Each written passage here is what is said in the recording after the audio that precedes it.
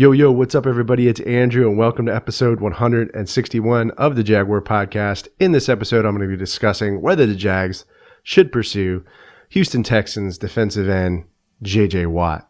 So let's get into it. But before we start, as always, if you'd like to show your support for the channel, hit that red subscribe button and hit that bell icon if you want updates on the latest content releases. All right, so should the Jags pursue J.J. Watt, Houston Texans defensive end? And I say yes.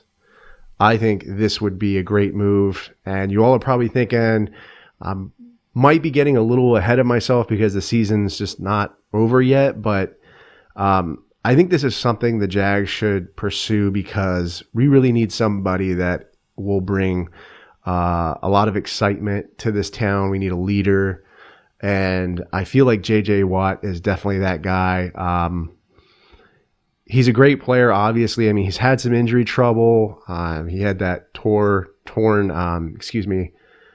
pec muscle and has had some injury trouble in the past. But, I mean, if you look at his numbers this season, he has 5 sacks, 34 solo tackles, which is okay. That's not bad. He's been in the league for a while, though. He's a great leader. He's well respected. And I think he can really help this Jacksonville Jaguars pass rush. He's a veteran, and I think he could also be a mentor and a coach to, Josh Allen and K'Lavon Chaisson. And, you can move him down into like a 3 or a 2 technique. He can also play defensive tackle as well if you need him to. So I think would be a great move. I know the Houston Texans are going to potentially have some salary cap issues for next season.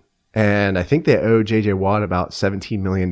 So they owe him a lot of money next season. He won't be a unrestricted free agent until I believe it's 2022. But the Houston Texans are going to have to fix that cap problem. They're going to have to cut some people. There are rumors that they may consider releasing J.J. Watt, and I think if they do, the Jaguars got to jump on that because, I think it'd be just a great opportunity to bring somebody in here that is a leader. He's well respected. It's going to bring a lot of excitement to Jacksonville. It'll kind of like, being or kind of like having Calais Campbell come in. From the Cardinals, we picked him up. This would be kind of a similar, situation. And I also think if I was the Jacksonville Jaguars GM, I would not pay this guy an excessive amount of money. I mean, he's owed $17 million by the Texans. So if I was, coming up with a deal for him, I'd probably give him a 2-year, $35 million deal, guarantee him that $17 million that he was going to get from the Texans, and then see what happens. But I wouldn't give him a deal any longer than 2 years, and I think that could really work out. Jacksonville is also a pretty enticing place business wise in regards to taxes. I believe Florida doesn't have any state income tax, so that's definitely a plus too. When J.J. Watt's considering which franchise or which team he wants to go to. And I think, Jacksonville could be an attractive place to go to, especially that we, may be getting the number 1 pick, Trevor Lawrence. A lot of people are excited about that.